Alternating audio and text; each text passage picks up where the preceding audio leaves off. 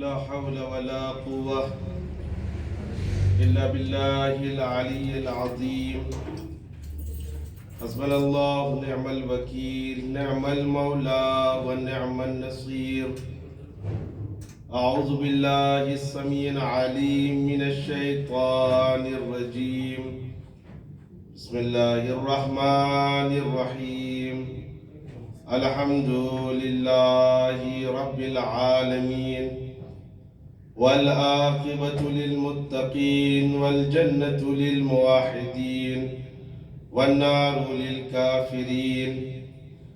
حبيبي إله العالمين، سيدنا ونبينا وشفيع ذنوبنا مولانا بالقاسم محمد. اللهم صل على محمد وآل محمد وعلى أهل بيته الأطيبين الأطهرين الأنجبين المظلومين المعصومين، ولا سيما على بقية الله في الأرضين.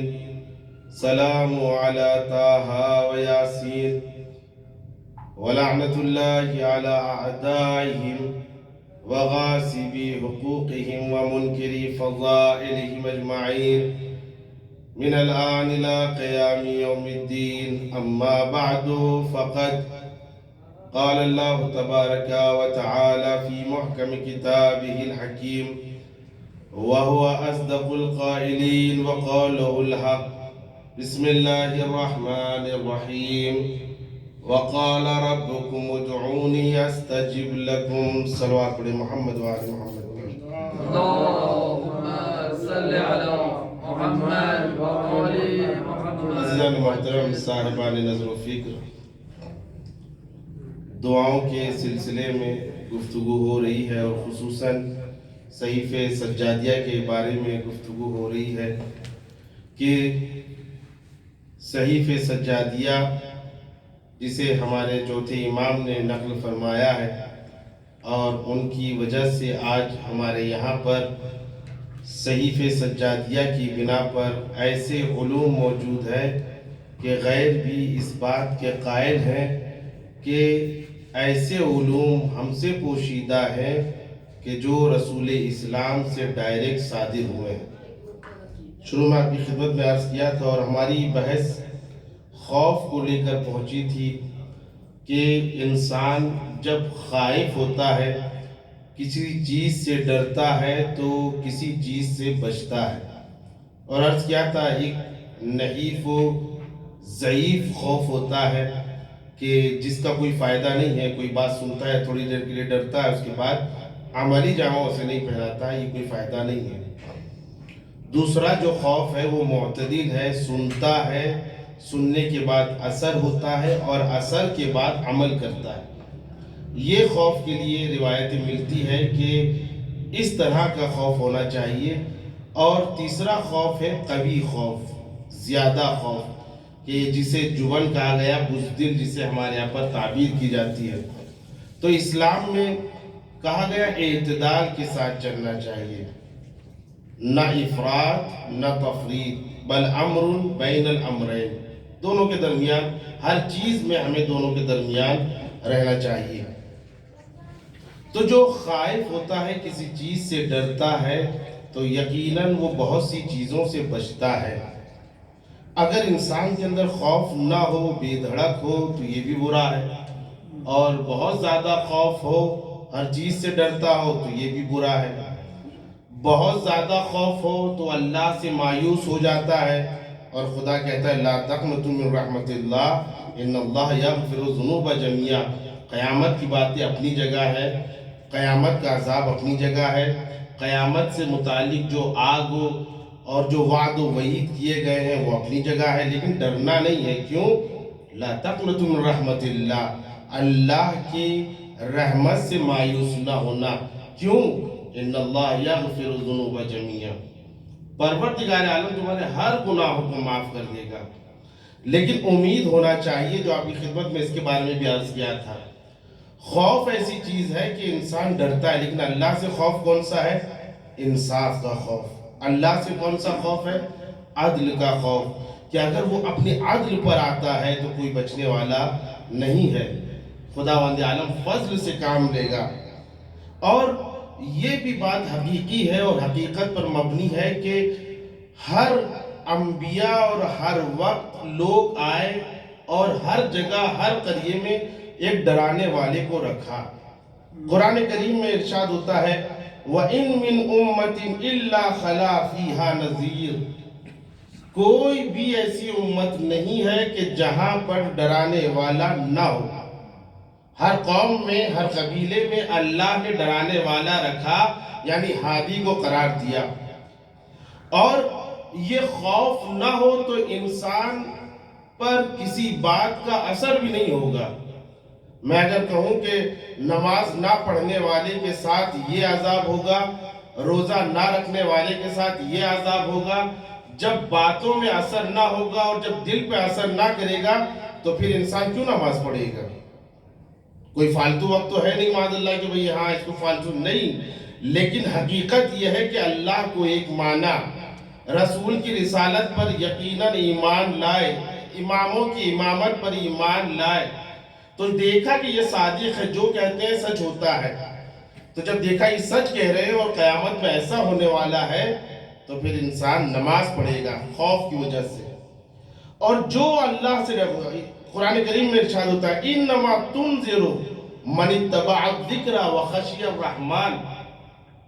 بے شک تمہارا انذار، تمہارا خوف اور تمہارا ڈرانا اور تمہاری نصیحت اسی پر اثر کرے گی جو اللہ سے ڈرتا ہو. وخشی الرحمن، رحمان سے ڈرتا ہو، اسی پر آپ کی نصیحت اثر کرے گی.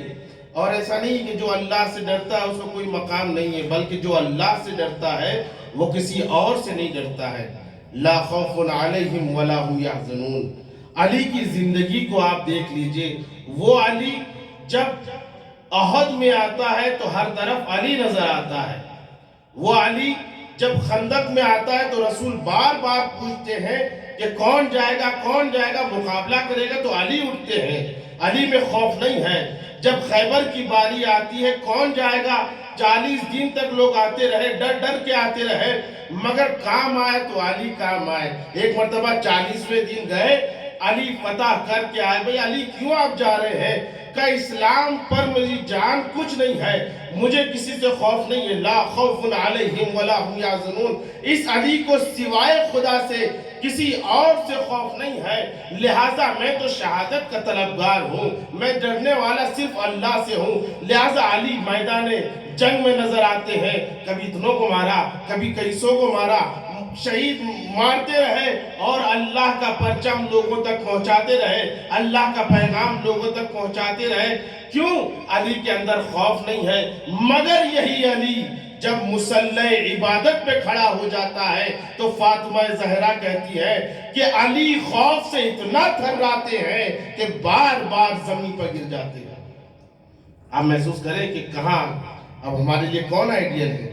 ائمہ علیہ السلام ہمارے لیے آئیڈیل ہے. دنیا والوں سے کوئی خوف نہیں ہے، مگر خدا کے سامنے ایسے ڈرے ہوئے ہیں کہ زمین پر بار بار گر جا رہے ہیں خوف خدا سے. اور خدا کے خوف میں اتنے مصروف ہے کہ روایت میں ملتا ہے کہ مولا کائنات کے پیر میں تیر لگ گیا تھا، لوگ نکالنا چاہ رہے ہیں، مگر عزیزوں مولا کائنات کو اتنا درد تھا کہ نکال نہیں سکتا تھا. کسی نے پوچھا اب کیا کریں؟ رسول اسلام، اس لیے کہ جوہری جانتا ہے قیمت گوہر کیا ہے. رسول اسلام نے کہا جب علی نماز پڑھے تب تیر نکالو. علی مصلی عبادت پہ کھڑے ہوتے ہیں، ایک خدا ہے اور ایک علی ہے. علی خدا سے گفتگو کر رہے ہیں، تیر نکالی پتہ نہیں چلا. کیوں؟ اس دنیا کا درد کیا ہے، خدا کے سامنے قیامت کا درد مجھے محسوس ہو رہا ہے. تو یہ ہے. تو قرآن کریم میں جو اللہ سے ڈرتا ہے ارشاد ہوتا ہے وَأَمَّا مَنْ خَافَ مَقَامَ رَبِّهِ وَنَهَى النَّفْسَ عَنِ الْهَوَىٰ فَإِنَّ الْجَنَّةَ هِيَ الْمَأْوَىٰ. جو بھی اللہ سے ڈرا، نہیں اللہ نہیں ہے، مقام ربِّهِ، پروردگار عالم کے مقام سے ڈرا، یعنی عدل و انصاف سے ڈرا، اور اپنے نفس کو مار دیا فَإِنَّ الْجَنَّةَ هِيَ الْمَأْوَى، ان کا ٹھکانہ اور یہ رہنے والے صرف جنت میں ہے۔ تو محسوس کریں عزیزوں، خوف ہونا چاہیے۔ جب خوف ہے تو ہمیں یہ احساس ہوتا ہے کہ ہر انسان کو جاننا ہے، کل نفس ذائقۃ الموت، ہر نفس کو موت کا مزہ چکھنا ہے۔ علماء کہتے ہیں، محققین کہتے ہیں کہ اگر انسان کو صرف موت کا خوف آ جائے تو کوئی بھی انسان کوئی گناہ انجام نہیں دے گا۔ کل نفس ذائقۃ الموت، ہر نفس کو موت کا مزہ چکھنا ہے۔ موت کا معلوم ہو جائے تو کوئی خوف سے، قیامت کے خوف سے، موت کے خوف سے گناہ انجام نہیں دے گا۔ ہمیں ہر انسان کو جاننا ہے کون ہے جو یہاں پر رہنے کے لیے آیا ہے۔ جناب نوح نے اتنی عمر گزاری، 900 سال یا بعض لوگ کہتے ہیں 2500 سال، کم سے کم 900 سال جناب نوح زندہ رہے۔ اتنی عمر ایک معنی رکھتی ہے، مگر جب آخر وقت آتا ہے جناب نوح کا، ملک الموت آتے ہیں، آنے کے بعد آپ کی روح قبض کرنا ہے، تو جناب نوح نے کہا بس اتنی اجازت ہے کہ میں سائے میں چلا جاؤں۔ دھوپ میں کھڑے ہوئے تھے، کہا میں سائے میں چلا جاؤں، تو ملک الموت نے اجازت دی اور سائے میں پہنچ گئے۔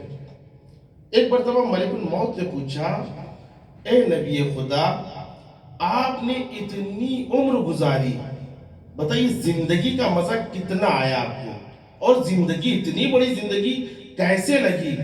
کہ یقین جانو پوری زندگی مجھے بس اتنی لگی کہ میں دھوپ سے سائے میں آ گیا۔ یہ ہے موت کی حقیقت اور یہ ہے زندگی کی حقیقت۔ انسان سمجھے، جب ہر انسان کو جانا ہے، ہر انسان کو خدا کے پاس جانا ہے، تو انسان کی کیا ذمہ داری ہے؟ ایسی چیزوں کو لے کر جائے جو وہاں پر کام آئے، اور ہر وہ چیز جو وہاں کے لیے بوجھ ہو وہ یہیں پر رکھ دی جائے۔ 40 میں انشاءاللہ ہم تمام لوگ جائیں گے۔ پروردگار عالم ہم تمام لوگوں کے لیے وہ راہ فراہم کرے اور امام حسین کی زیارت سے مشرف کرے۔ ایک صلوات پڑھیں، محمد و آل محمد۔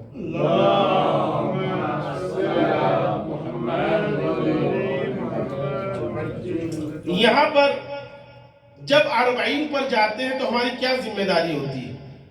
بس اتنا ہی لے کر جانا ہے کہ جس سے ہم امام حسین کے دربار علی سے دربار حسین تک پہنچ جائیں، اس طریقے سے ہم میں تھکاوٹ نہ آئے، اور جب وہاں پہنچے یہاں سے تر و تازہ نکلے، جب وہاں پہنچے تو وہاں پر بھی تر و تازہ رہے۔ تو ذمہ داری کیا ہوتی؟ بس اتنا سامان لے جائیں کہ ہماری اس بوجھ کی وجہ سے ہم تھکے نہیں۔ یہی ہماری ذمہ داری عزیزوں، ہمیں کیا لے کے جانا ہے اور وہاں پر کیا کام آنے والی ہے، اس بات کو انسان سوچ لے تو انسان کے لیے کافی ہے۔ اور یہ سوچ انسان کو خوف دلاتی ہے کہ نہیں، میرے پاس یہ چیز ہے، یہ موبائل میرے پاس ہے، کہیں زیادہ تو نہیں ہے، یہ لباس میرے پاس ہے، کہیں زیادہ تو نہیں ہے۔ یہ سوچتا ہے تو انسان کے پاس تقویٰ آتا ہے، اور جب تقویٰ آتا ہے تو خوف سے بڑھ کر ہوتا ہے۔ اور تقوی کے بارے میں جناب صورت والے صاحب نے اس کی بھی تشریح کی تھی، میں اس کی طرف نہیں جاؤں گا۔ آج جو ہماری بحث کرنی ہے وہ خوف اور اس کے بعد شیطان سے متعلق۔ رسول اسلام کا صحابی ہے حارثہ۔ رسول اسلام نے کہا، ایک مرتبہ آنکھیں لال ہوگی، ایسا لگ رہا ہے سوئی نہیں ہے۔ رسول اسلام نے پوچھا، کیف اصبحت یا حارثہ، اے حارثہ تم سوئے ہو یا نہیں سوئے نہیں معلوم، لیکن ابھی تم نے صبح کیسی کی؟ تو جناب حارثہ ہے، لیکن صحابی رسول ہے، معمولی مقام نہیں ہے۔ انبیاء کے بعد اگر کسی کا مقام ہے تو وہ صحابیوں کا ہے۔ کہتے ہیں کہ کیف اصبحت یا حارثہ، کیسے تم نے صبح کی ہے؟ تو جناب حارثہ فرماتے ہیں، یا رسول اللہ اصبحت موقنا، یا رسول اسلام میں نے یقین کے عالم میں صبح کی، میری صبح ایسے ہوئی کہ میں اللہ پر ایمان رکھے ہوا ہوں اور اس پر یقین محکم ہے۔ رسول اسلام نے فرمایا، اصبحت मुमिन अस्बहतु मुमिनन, तुमने सुबह की ईमान के आलम में। लेकिन ये बताओ कि हर चीज की रसूल इस्लाम फरमाते या हारिसा लिकुल्लि शैइन हकीका फमा हकीकतु यकीनिक। ए हारिसा, हर चीज की एक हकीकत होती है, ये बताओ तुम्हारी यकीन की हकीकत क्या है। जनाब हारिसा ने कहा मेरे यकीन की हकीकत यह है कि उस यकीन की बिना पर मुझे जन्नत का लालच आ रहा है कि मैं जन्नत देख रहा हूं, मेरे सामने अफराद हैं जो जन्नत में जा रहे हैं, मैं जन्नतियों को देख रहा हूं, मैं जन्नतियों को देख रहा हूं कि नेमात से फायदा उठा रहे हैं। और क्या देख रहे हो? मैं देख रहा हूं कि जहन्नम में बहुत से लोग जल रहे हैं। और क्या देख रहे हो? मैं देख रहा हूं कुछ लोग जबान के बल लटके हुए हैं। और क्या देख रहे हो? मैं देख रहा हूं कुछ लोगों की सूरतें सुअर की तरह है। का और क्या देख रहे हो? का फला की तरह है। और क्या देख रहे हो? का मैं देख रहा हूं कुछ लोग ईंधन बने हुए हैं। रसूल इस्लाम पूछते जा रहे हो, बयान करते जा रहा है का इसका असर क्या हुआ? इसका असर ये हुआ कि इन चीजों को देखने के बाद मेरी रातों की नींद खत्म हो गई। का फिर क्या करते हो? का मैं रातों को इबादत करता हूँ। का फिर क्या करते हो? का दिनों को रोजा रखता हूँ। अजीजों महसूस करो, ये है हकीकत यकीन, ये अलामत है कि जो देख रहा हूं बस ये देखना था। रसूल इस्लाम ने फरमाया हाजा नूरुल्लाह क़ल्बहु लिल ईमान, ये नूर खुदा है जो इसके कल्ब में आया है, ईमान का नूर खुदा है जो उसके कल्ब में वदियत की। और उसके बाद फरमाते फसबुत, ये बहुत अहम है फसबुत, इसे साबित कदम रख। इसका मतलब यह है कि यकीनन इंसान ईमान के आला दर्जे पर पहुंच जाता है, मगर दुनिया ऐसा धोखा देने वाली है कि कभी भी इंसान बहक सकता है। आप मौलाए कायनात की जिंदगी देख लीजिए, मैं नाम नहीं लूंगा, बाज असहाब ऐसे थे जो जनाबे सैयदा के जनाजे में मौजूद थे। बाज असहाब ऐसे थे कि जब मौलाए कायनात का गला रस्सी से बांधा था तो तलवारें निकल गई थी, मगर अली जब मसनद खिलाफत पर आए थे वही सहाबा जाकर जंग को भड़काया था। इस पर गुफ्तगू मुझे नहीं करनी है। ऐसे भी लोग थे, यानी बताइए कि जनाबे सैयदा के जनाजे में शिरकत करना, मौलाए कायनात पर ईमान रखना और अली को ऐसे जुल्म में देखते हुए तलवार का निकाल लेना कोई मामूली बात नहीं है। मगर रसूल इस्लाम कहते फसबुत, इसको साबित कदम रखो, कभी भी इंसान का कदम डगमगा सकता है। फक़ाल या रसूल अल्लाह, सहाबी भी बड़ा चालाक था, कहने लगा ऐ रसूल इस्लाम उदउल्लाह, अल्लाह से मेरी दुआ कर दीजिए। किसकी? अयर्ज़ुक़नी शहादा, कि मुझे अल्लाह शहादत का रिज़्क़ दे दे। महसूस करें, शहादत का बड़ा मकाम है कि मालूम था अगर शहीद हो गया तो फिर कोई नहीं है जो मुझे जन्नत में दाखिल होने से रोक सकती है। तो अजीजों, यह है खौफ खुदा कि जब इंसान के अंदर आता है तो देखता है कि क्या हो रहा है। इंसान कभी कभी आंखें बंद कर लेता है, महसूस हो रहा है कि खुदा मंद आलम कौन सा अजाब हम पर नाजिल करने वाला है, मेरी औकात क्या है, मेरी मजाल क्या है, मैं कौन हूँ, मैं जानता हूँ। मन आरफ नफ्सहू फ़क़द आरफ अल्लाह, जब अपने आप को जान लिया, कहा परवरदिगार आलम तू करीम है, तू रहीम है, तू बख्शने वाला है। ये खौफ खुदा नहीं तो और क्या है जीजों। उसके बाद इमाम सज्जाद आगे बढ़ते हैं। आप महसूस करें तौबा की तमाम मराहिल को इमाम ने कैसे स्टेप बाय स्टेप बयान किया। अब देखें वहाज़ा मकाम मन तदावलतहु ऐदी ज़ुनूब, परवरदिगार आलम अब तेरे सामने वो खड़ा है कि जिसको गुनाहों ने इधर उधर की करवटें खिला दी, कभी इधर भटक रहा हूँ, कभी उधर भटक रहा हूँ। ऐ खुदावंद आलम, तेरे सामने ऐसा बंदा खड़ा हुआ है कि जो गुनाहों में जकड़ा हुआ है। वक़ादत हो अज़िम्मतुल खताया, ऐसा आदमी, ऐसा गुनहगार बंदा खड़ा है कि जिसको गुनाहों ने और खताओं ने जकड़ लिया है।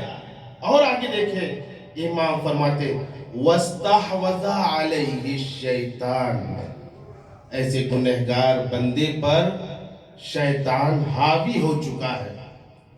وَقَصِّرْ عَمَّا عَمَرْتَ بِهِ تَفْرِيطًا، جب شیطان حاوی ہو گیا ہے تو پروردگار عالم اس نے تیرے اوامر کی مخالفت کی، اس نے نماز نہیں پڑھا، اس نے روزہ نہیں رکھا، جس کا تو نے حکم دیا تھا وہ تمام چیزوں کو ترک کر دیا۔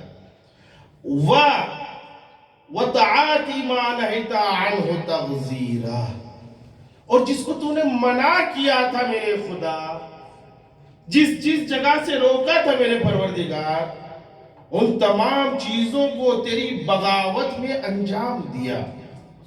عزیزوں محسوس کریں، روایتوں کے جملے ہیں کہ یہ جو انسان کا دل ہے نا، یہ ایک دم سفید ہوتا ہے، ایک دم سفید ہے، لیکن جیسے جیسے یہ گناہ کرتا ہے اس کا دل سیاہ ہوتا جاتا ہے۔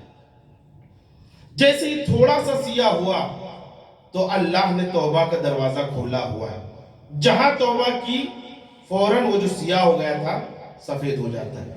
لیکن انسان جب اللہ سے نا امید ہو جاتا ہے تو گناہ پہ گناہ کرتا جاتا ہے اور سیاہ ہو جاتا ہے، اور جب سیاہ ہو جاتا ہے فَاسْتَحْوَذَ عَلَيْهِ الشَّيْطَانُ، شیطان اس پر غالب ہو جاتا ہے۔ تو جب شیطان غالب ہو جاتا ہے تو انسان کی حالت کیا ہوتی ہے؟ آپ محسوس کریں، میرے جوان افراد بھی ہیں، نوجوان بھی ہیں، وہ محسوس کریں گے، اس لیے کہ جوانی کا عالم ایسا ہوتا ہے کہ جو عبادت کے لیے مستعد ہوتا ہے اور گناہوں سے بہت دور رہتا ہے۔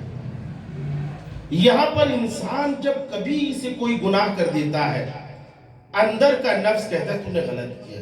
نماز، ہم افراد ماشاءاللہ سبھی یہاں پر صاحبان نماز اور نماز شب کے پابند افراد بھی ہیں، اگر نماز واجب کی بات چھوڑ دیجیے، نماز مستحب کا پابند انسان اگر نماز مستحب چھوٹ گئی تو وہ یہ کہتا ہے، بس سوچنے کی بات ہے کہ ضرور مجھ سے کوئی غلطی ہوئی ہے کہ جس کی وجہ سے میری یہ توفیق چھین لی گئی۔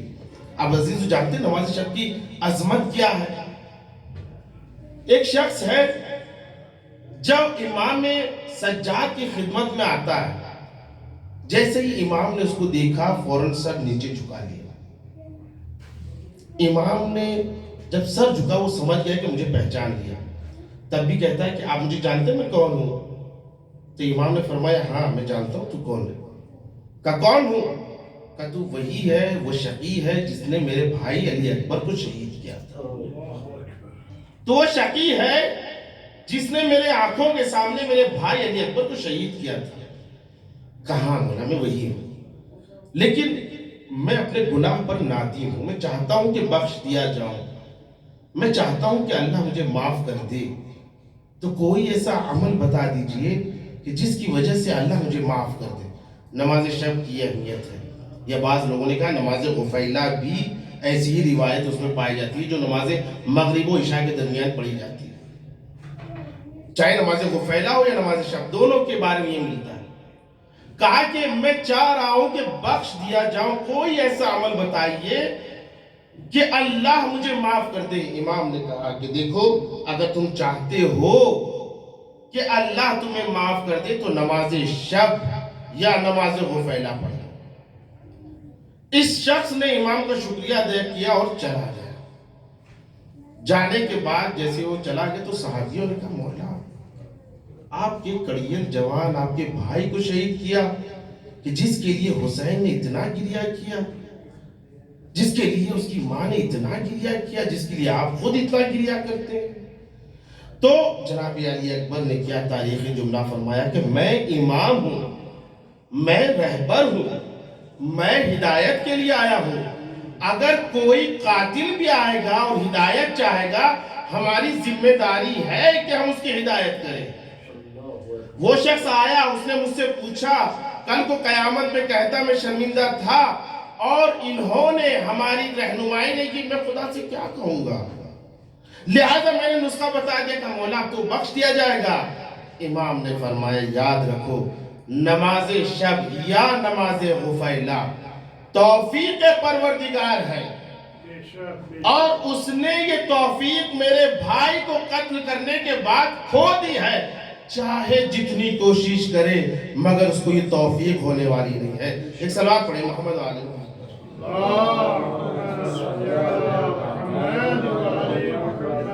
عزیزوں محسوس کریں کہ انسان جو نماز شب کا پابند ہے ایک لمحے کے لیے ہوتا ہے کہ آج کچھ ہوا ہے, آج کچھ ایسا گناہ ہو گیا ہے کہ جس کی وجہ سے یہ توفیق چھین لی گئی.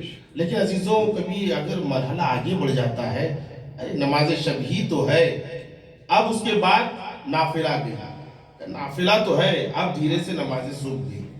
انسان اگر متوجہ ہو گیا, اللہ کی طرف پلٹ گیا, اللہ فوراً توفیق دے گا کہ ہاں تو میرے پاس آیا ہے, میں تجھے نماز شب کی پھر توفیق دوں گا. لیکن جہاں ہلکا سمجھا اب وہ توفیق ختم ہوتی جائے گی. یہاں تک کہ شداد کا نام سنا ہے آپ نے, شداد سے ظالم اگر کوئی گزرا ہے تو وہ بنی امیہ کا ایک بادشاہ ہے کہ جو اتنا بڑا ظالم ہے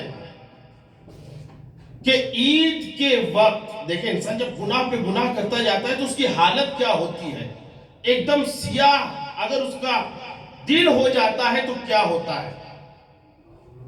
بادشاہ ہے, ابھی ذہن میں نام نہیں ہے, حجاج بن یوسف.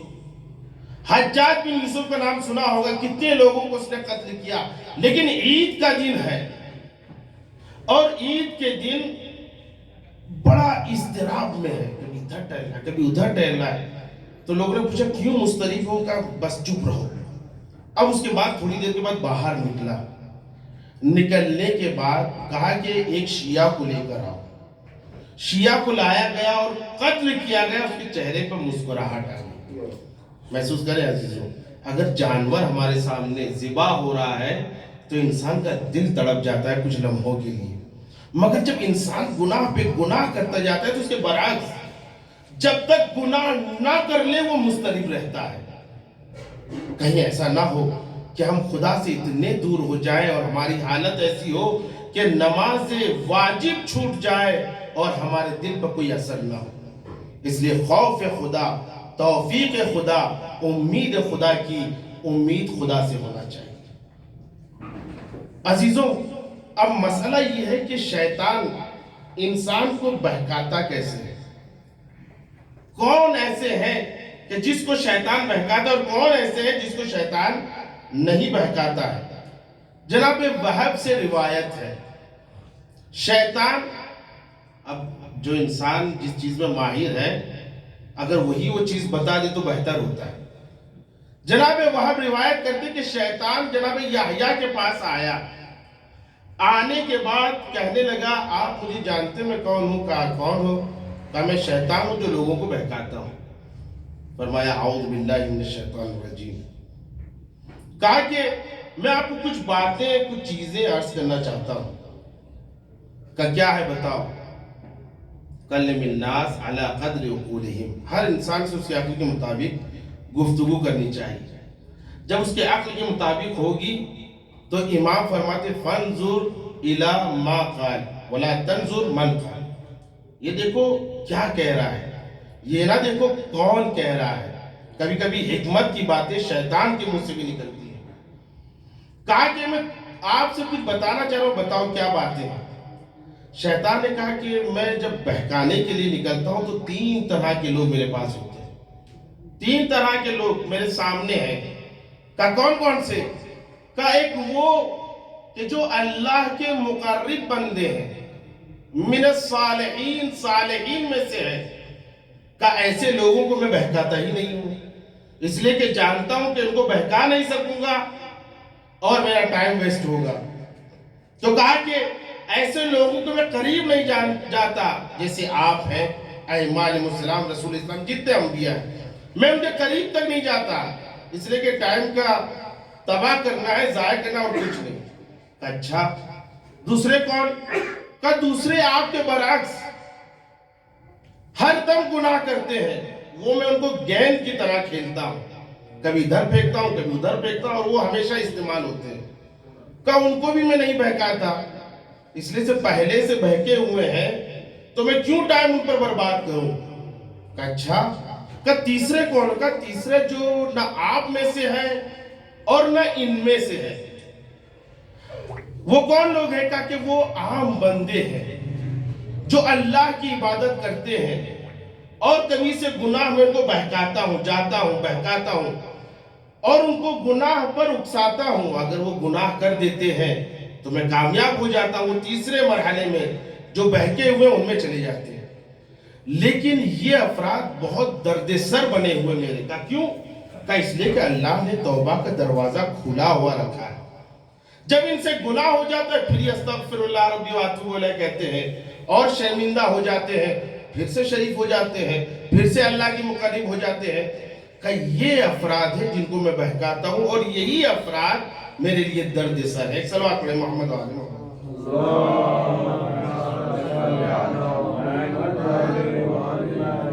محسوس کیا عزیزو؟ تین طرح کے لوگ ہیں جس میں سے وہ افراد جو اللہ پر ایمان رکھتے ہیں، امید رکھتے ہیں اور توبہ کی امید اور بخشش کی امید صرف اللہ سے رکھتے ہیں۔ شیطان کے لیے درد سر ہے۔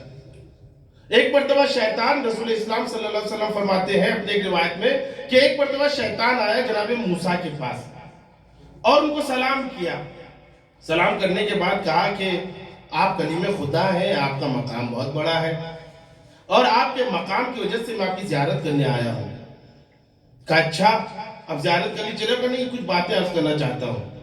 کہا میں تمہاری باتوں کو نہیں سنوں گا لیکن میں تم سے کچھ پوچھنا چاہ رہا ہوں، بتا دو۔ شیطان سے جناب موسیٰ نے پوچھا، اے شیطان سے جناب موسیٰ نے پوچھا یہ بتاؤ کہ تم لوگوں کو کیسے بہکاتے ہو؟ آپ دیکھیں جڑ پکڑ رہے، تم لوگوں کو کیسے بہکاتے ہو؟ شیطان نے کہا بڑا آسان۔ کہا کیا؟ کہ جب کوئی انسان اپنے آپ کو کچھ سمجھنے لگتا ہے اور جب اس کے اندر انا آ جاتی ہے تو بس وہاں سے میرا کام شروع ہو جاتا ہے۔ آپ دیکھ لیں پوری زندگی کو، اول سے آخر تک کی زندگی کو دیکھ لیجئے کہ جہاں پر انا آیا وہیں سے گڑبڑی شروع۔ بھئی نماز ہماری قضا ہو رہی، اس میں انا کہا کہ اگر آپ انا نہ سمجھتے اور اللہ کو سب کچھ سمجھتے تو پھر آپ کون ہیں؟ آپ نے اپنے آپ کو کچھ سمجھا اس لیے اللہ کی مخالفت کی، انا۔ جہاں پر بندے سے اگر آپ نے کچھ غیبت کی اس کا مطلب یہ کہ میں اچھا ہوں وہ برا ہے۔ جہاں پر میں آیا اس کے بعد میرا آسان ہے اس کو بہکانا۔ اب عزیزوں دیکھیں یہ والی روایت یہ ہے، رسول اسلام جب آخر کلام پر آتے ہیں تو فرماتے ہیں جناب داؤد کے پاس جب شیطان آیا تو جناب داؤد نے اسے بھگا دیا اور اس کے بعد خدا نے وحی کی، قال اللہ تعالی اے یا داؤد، خداوند عالم نے جناب داؤد سے کہا یا داؤد بشر المذنبین وانذر الصدیقین۔ آپ محسوس کریں عجیب و غریب جملہ ہے اور الٹا جملہ ہے۔ ظاہراً ہم کو یہ لگے گا اور جناب داؤد نے بھی سوال کیا، خداوند عالم کہہ رہا ہے بشر المذنبین، گنہگاروں کو آپ بشارت دیجئے۔ بھئی ہمیشہ ہم نے قرآن میں کیا پڑھا ہے؟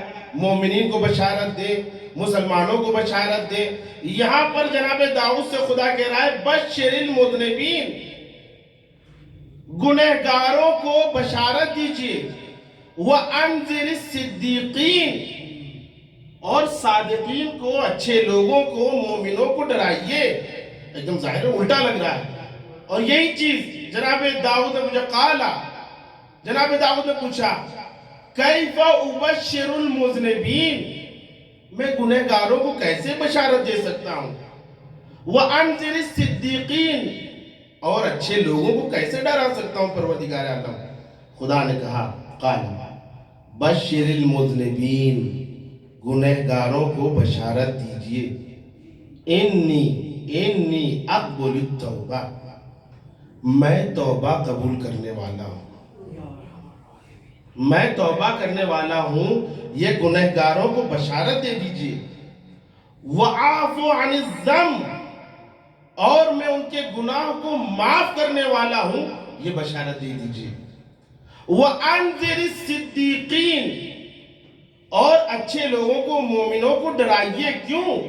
اللہ یعجبوا بأعمالہم، ان کو ڈرائیے کہ وہ اپنے اعمال پر عجب نہ کرے، گھمنڈ نہ کرے، تکبر نہ کرے. کہ کیوں؟ فَإِنَّهُ لَيْسَ مِنْ عَبْدٍ انس. ایک صلوات پڑھیں محمد و آل محمد پر.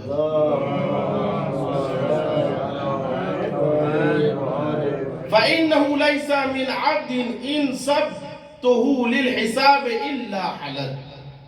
اس لیے کہ میں اگر مقام حساب میں آ گیا اور مقام حساب میں سب کا حساب لینے لگا تو کوئی بچنے والا نہیں ہے، ہر انسان ہلاک ہو جائے گا. لہذا ڈرائیے. اب بتائیے، خدا عالم امید دلا رہا ہے. دیکھو گنہگاروں، خدا کی بارگاہ سے اور اس کی یاد سے اور اس کی امید سے تم لوگ مایوس نہ ہونا. وہ ہر گناہ کو معاف کر سکتا ہے. جناب نوح کے پاس ایک مرتبہ شیطان آیا. آنے کے بعد کہنے لگا بہت شکریہ آپ کا کہ آپ نے میرا آدھے سے زیادہ کام حل کر دیا. کہا کیوں؟ کیا میں نے ایسا کیا کیا؟ کہا آپ نے عذاب بلا لیا تو بہت سے لوگ بچنے والے تھے وہ بھی غرق ہو گئے. جو بچنے والے توبہ کرنے والے تھے وہ بھی غرق ہو گئے، اگرچہ ظاہراً ایمان نہیں لائے تھے. تو جناب نوح سے کہنے لگا میں کچھ نصیحت کرنا چاہ رہا ہوں. جناب نوح نے کہا اعوذ باللہ من الشیطان الرجیم، میں شیطان سے پناہ چاہتا ہوں، مجھے تیری نصیحت کی کیا ضرورت. خدا نے کہا نہیں، اس کی نصیحتوں کو سنو. شیطان نے کہا کہ میں آپ سے 3 نصیحتیں کرتا ہوں اور تینوں نصیحت کی وجہ سے اور تینوں چیزوں کی وجہ سے میں ان پر غالب آ گیا. فاستحوذ علیہ الشیطان. شیطان کیسے غالب آتا ہے؟ کہا کہ میں آپ کو وصیت کرتا ہوں، سفارش کرتا ہوں کہ آپ تکبر نہ کیجیے گا. اس لیے کہ اسلام میں اور دنیا میں سب سے پہلا گناہ اگر کوئی ہوا ہے وہ تکبر. میں نے اپنے آپ کو اللہ کے سامنے بڑا سمجھا اور سمجھنے کے بعد جناب آدم کے سامنے سجدہ نہ کیا.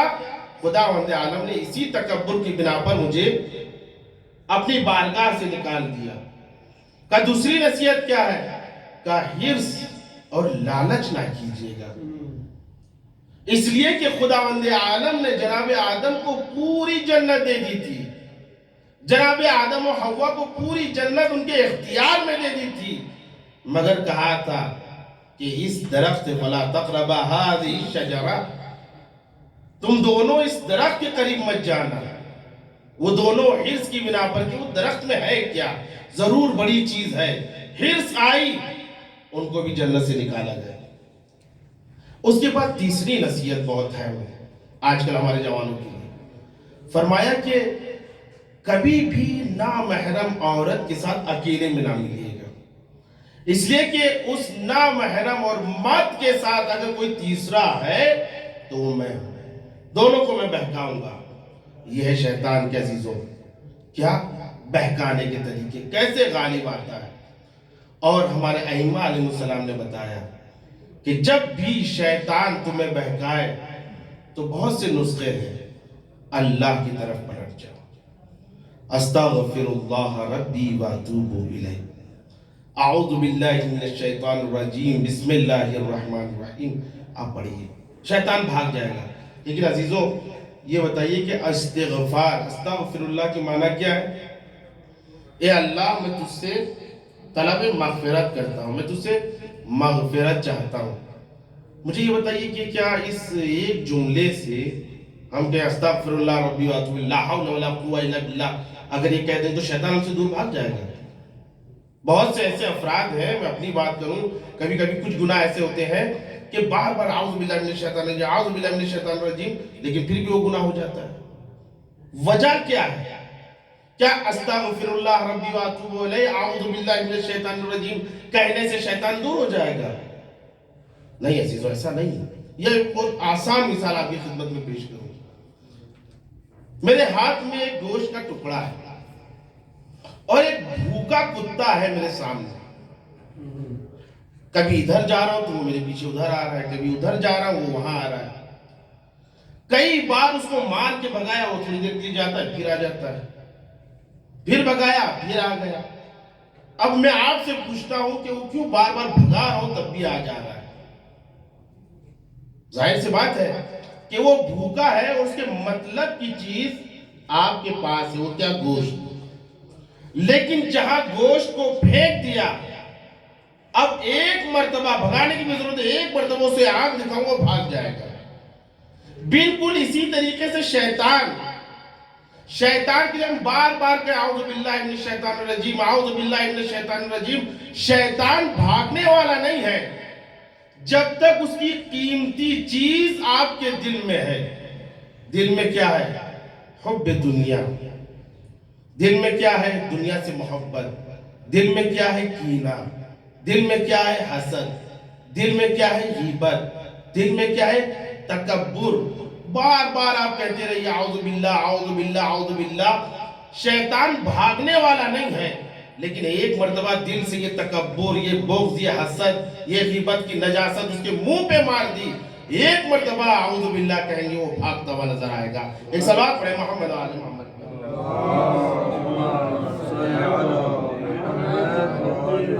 ایک اور صلوات پڑھے محمد و آل محمد۔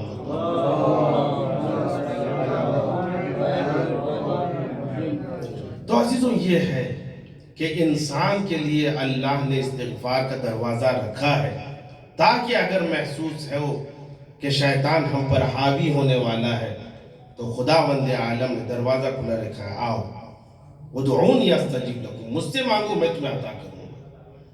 لیکن اگر انسان اللہ سے نا امید ہو جائے اور استغفار کرنا چھوڑ دے تو یہ کچھ حل ہونے والا نہیں ہے۔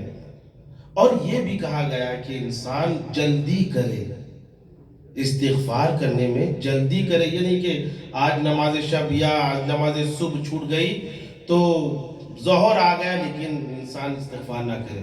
روایتوں کے جملے عزیزوں کہ جب انسان سے کوئی گناہ ہو جاتا ہے، کوئی گناہ ہو جاتا ہے تو 7 گھنٹوں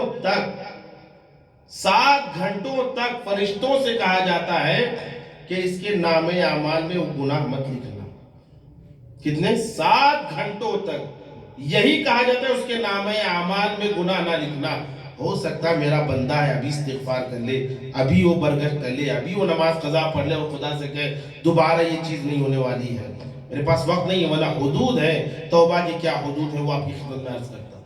7 گھنٹے تک، عزیزوں امیدانہ جملہ ہے، 7 گھنٹوں تک اللہ کہتا ہے اس کے گناہوں کو نہ لکھنا، اس لیے کہ میرا بندہ ہے، اس لیے کہ میں اس کو چاہتا ہوں، اس لیے کہ وہ میرا محبوب ہے، اس لیے کہ میں نے اس کو خلق ہی کیا ہے تاکہ جنت میں جائے۔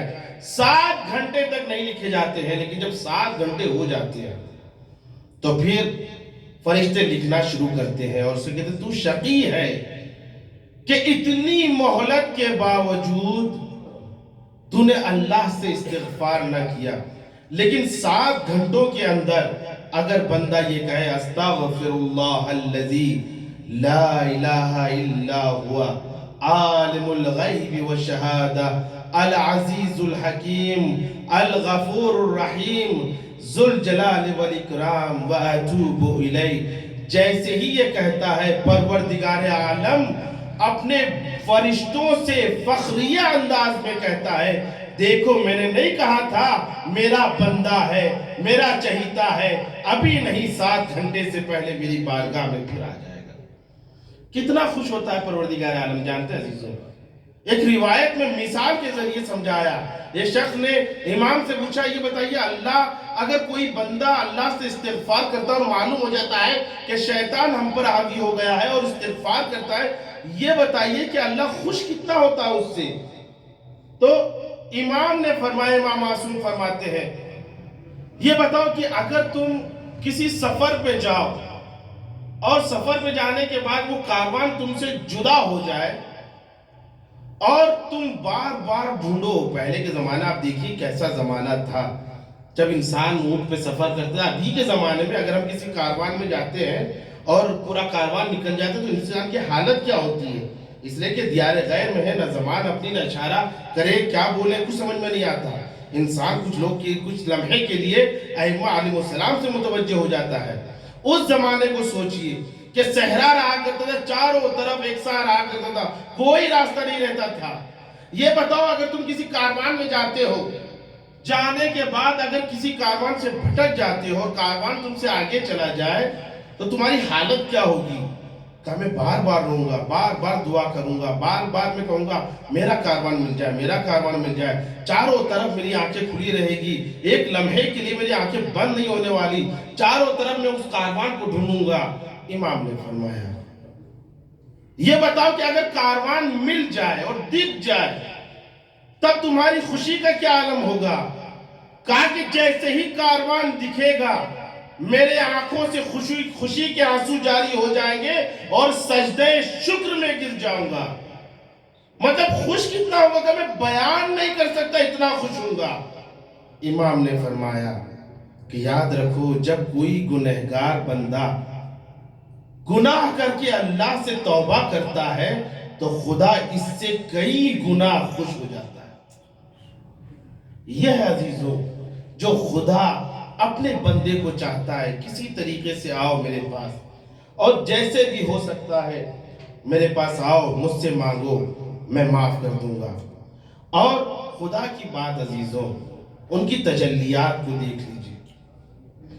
جناب حور اگر ان کا وجود نہ ہوتا تو ظاہراً، ابھی میں ظاہری گفتگو کر رہا ہوں، باطناً آپ جانتے ہیں جو مقدر میں لکھا تھا، اگر حور کا لشکر نہ آتا تو یہ عاشورہ برپا نہ ہوتی، مگر یہ کہ مقدر اور رضایت خدا میں تھا۔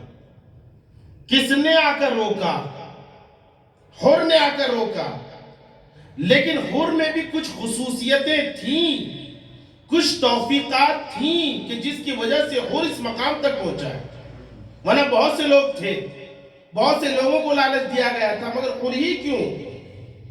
جیسے ہی امام حسین کے لجام فرض کو پکڑا ہے تو امام نے فرمایا کہ تمہاری ماں تمہارے غم میں بیٹھے، لیکن حور کا احترام دیکھیں، فوراً کہا اگر آپ کی ماں سیدہ زہرا نہ ہوتی،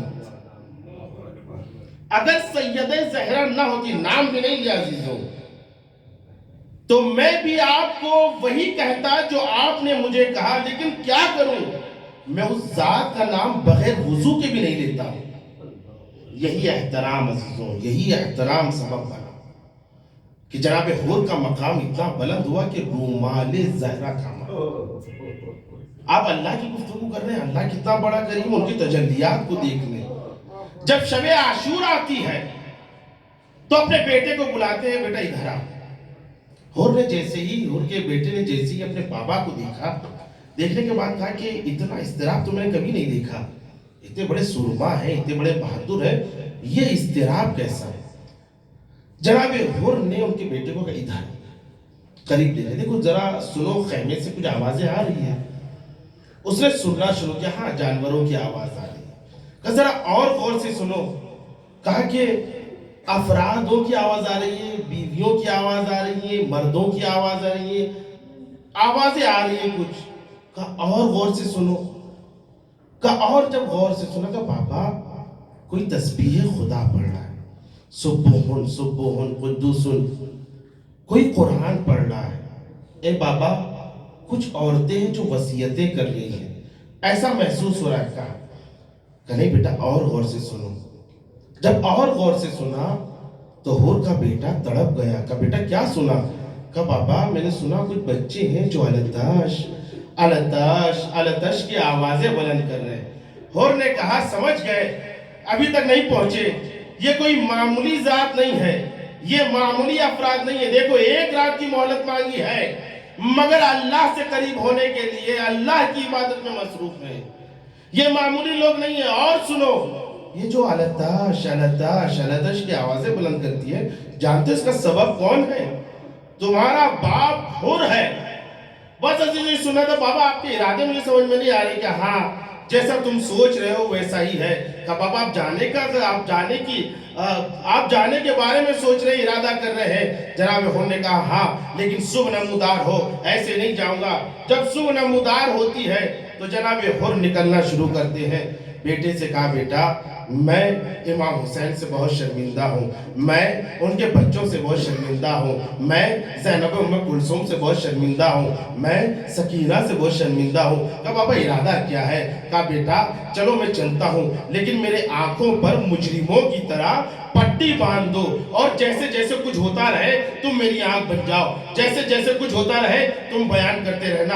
ہاں عزیزوں، اور چلتے رہے، اور کا بیٹا آگے چلتا رہا۔